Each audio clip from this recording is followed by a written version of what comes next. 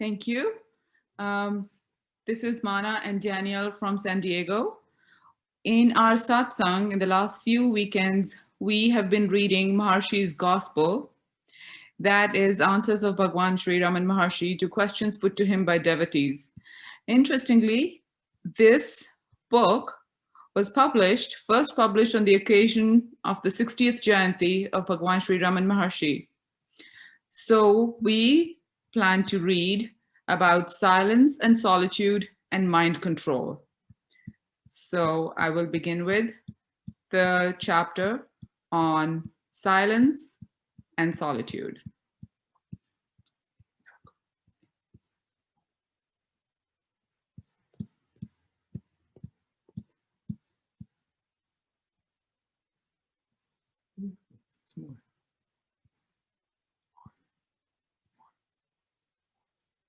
Okay.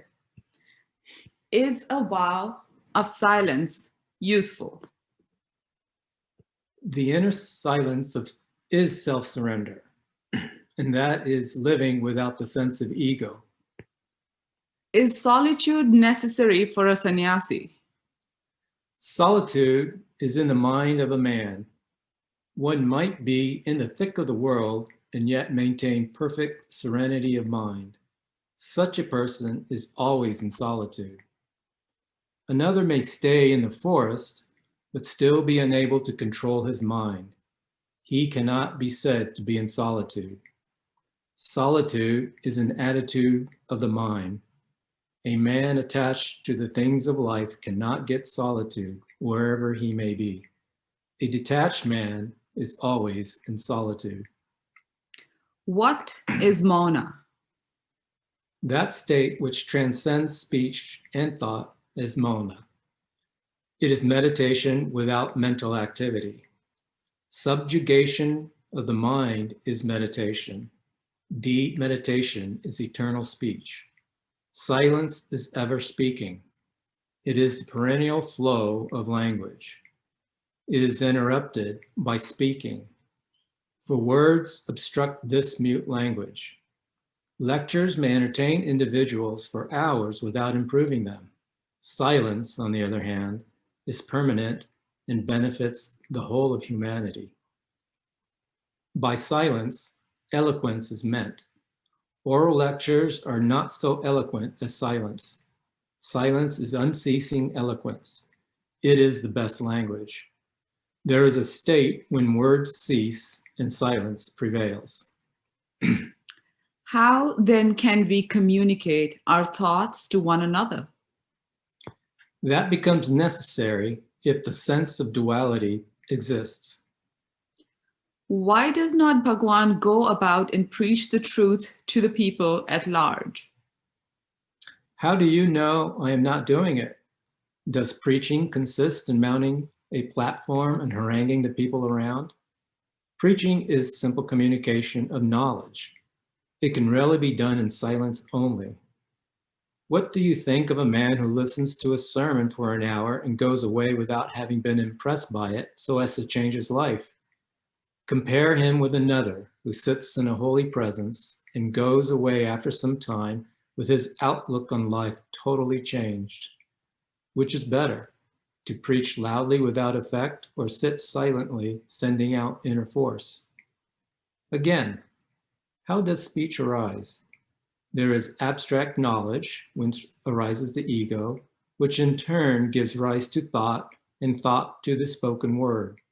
So the word is the great-grandson of the original source. If the word can produce effect, judge for yourself how much more powerful must be the preaching through silence.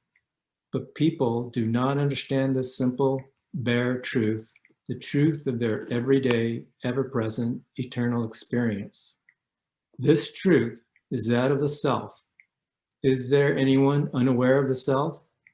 But they do not like even to hear of this truth, whereas they are eager to know what lies beyond, about heaven, hell, and reincarnation. Because they love mystery and not the truth, religions cater them so as eventually to bring them around to the self. Whatever be the means adopted, you must at last return to the self. So why not abide in the self here and now? To be a spectator of or to speculate about the other world, the self is necessary. Therefore, they are not different from the self. Even the ignorant man, when he sees the objects, sees only the self. Chapter 3 on mind control. How can I control the mind? There is no mind to control if the self is realized.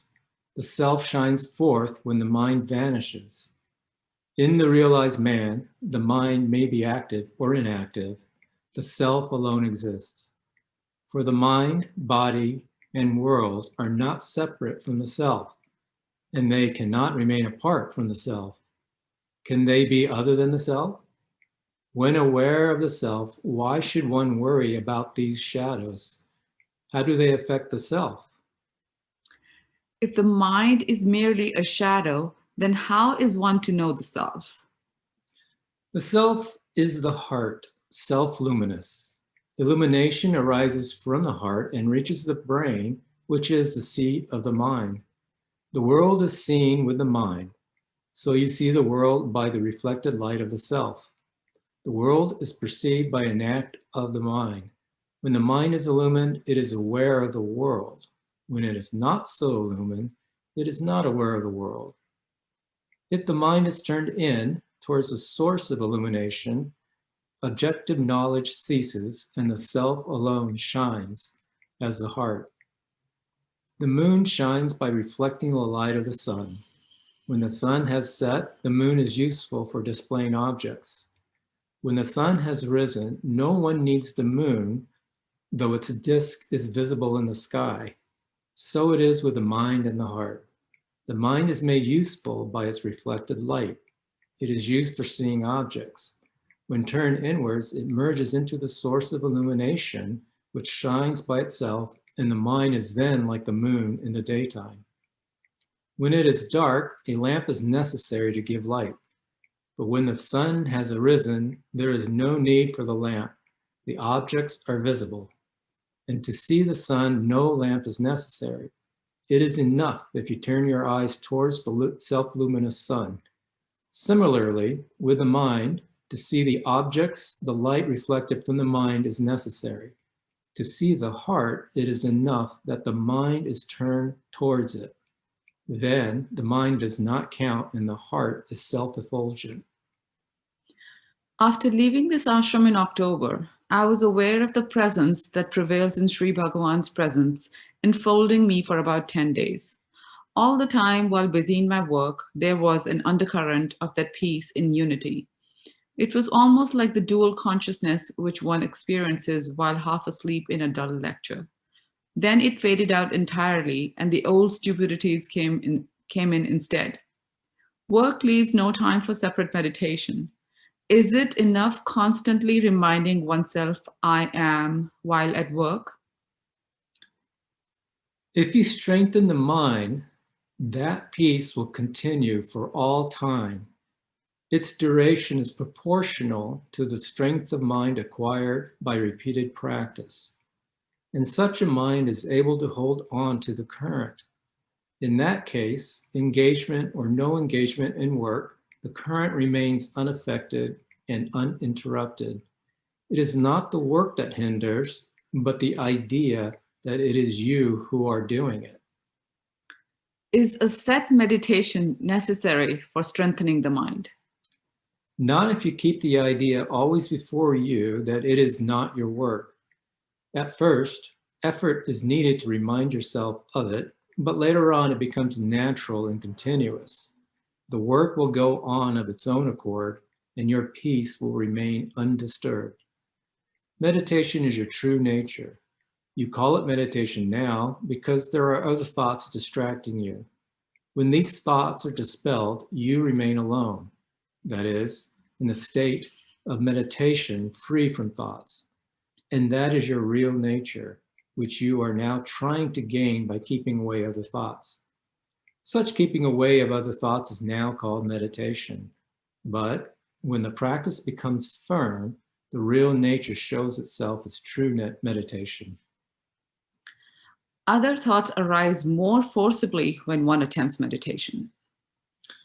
Yes, all kinds of thought arise in meditation. That is only right. For what lies hidden in you is brought out. Unless it rises up, how can it be destroyed? Thoughts rise up spontaneously, as it were, but only to be extinguished in due course, thus strengthening the mind. There are times when persons and things take a vague, almost a transparent form, as in a dream. One ceases to observe them as outside, but is passively conscious of their existence, while not actively conscious of any kind of selfhood. There is a deep quietness in the mind. Is it at such times that one is ready to dive into the self? Or is this condition unhealthy, the result of self hypnotism? Should it be encouraged as yielding temporary peace? There is consciousness along with quietness in the mind. This is exactly the state to be aimed at. The fact that the question has been framed on this point without realizing that it is the self shows that the state is not steady but casual. The word diving is appropriate when there are outgoing tendencies and when, therefore, the mind has to be directed and turned within. There is a dip below the surface of externalities. But when quietness prevails without obstructing the consciousness, where is the need to dive? If that state has not been realized as the self, the effort to do so may be called diving. In this sense, the state may be said to be suitable for realization or diving. Thus, the last two questions you have put to do not arise. The mind continues to feel partial towards children, possibly because the form of a child is often used to personify the ideal. How can this preference be outgrown?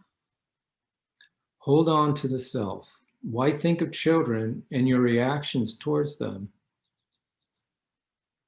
This third visit to Tiruvannamalai seems to have intensified the sense of egoism in me and made meditation less easy. Is this an unimportant passing phase or a sign that I should avoid such places hereafter? It is imaginary. This place or another is within you. Such imaginations must end, for places as such have nothing to do with the activities of the mind. Also, your surroundings are not merely a matter of your individual choice, they are there as a matter of course, and you should rise above them and not get yourself entangled in them. A boy of 8.5 years sat in the hall at about 5 in the evening when Sri Bhagavan went up the hill. During his absence, the boy spoke on yoga and Vedanta in pure, simple, and literary Tamil, quoting freely from the sayings of saints and the sacred scriptures. When Sri Bhagavan entered the hall after nearly 3/4 of an hour, only silence prevailed. For the 20 minutes the boy sat in Sri Bhagavan's presence, he spoke not a word but was merely gazing at him. Then tears flowed from his eyes. He wiped them with his left hand and soon after left the place, saying that he still awaits self realization. How should we explain the extraordinary characteristics of the boy? The characteristics of his last birth are strong in him, but however strong they may be, they do not manifest themselves save in a calm, still mind. It is within the experience of all that attempts to revive memories sometimes fail, while something flashes into the mind when it is calm and quiet. How can the rebellious mind be made calm and tranquil? Either see its source so that it may disappear, or surrender yourself so that it may be struck down. Self-surrender is the same as self-knowledge, and either of them necessarily implies self-control. The ego submits only when it recognizes the higher power. How can I escape from samsara, which seems to be the real cause for making the mind restless? Is not renunciation an effective means to realize tranquility of mind? Samsara is only in your mind. The world does not speak out saying, "Here I am, the world." If it did so, it would be ever there, making its presence felt by you even in your sleep. Since, however, it is not there in sleep, it is impermanent. Being impermanent, it lacks substance. Having no reality apart from the self, it is easily subdued by the self. The self alone is permanent. Renunciation is the non-identification of the self with the not self. When the ignorance which identifies the self with the not self is removed, not self ceases to exist, and that is true renunciation. And now we turn it over to New York Arunachala Ashram to Mohan Ramaswamiji. Thank you.